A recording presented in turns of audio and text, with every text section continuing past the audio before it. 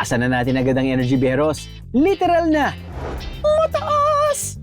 Kahit tanaw daw mula rito ang buong Hong Kong. O yan siya, kalma.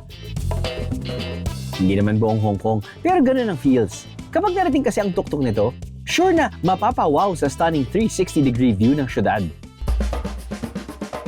Ito ang Braemar Hills, ang tinuturing na isa sa pinakamadaling hike sa Hong Kong. Nasa 20 to 30 minutes lang kasi ang lakaran mula sa drop-off point.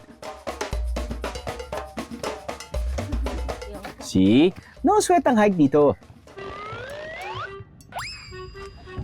Ang sabi, easy hike. Easy ba yun?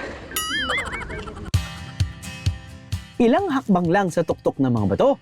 Ganito kagandang Hong Kong ang sasalubong sa'yo.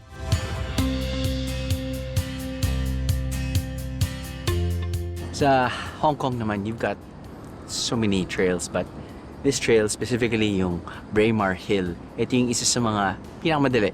Mga casual hikers or yung mga turista na gusto nila makita yung beautiful view ng Victoria Harbor.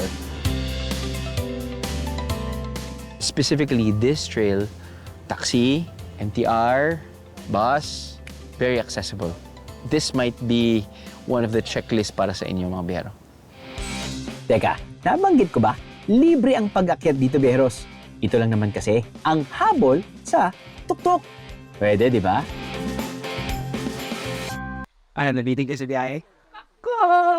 All you gotta do is just subscribe to the YouTube channel of GMA Public Affairs and you can just watch all the Biyahe ni Drew episodes all day, forever in your life. Let's go! Yeehaw!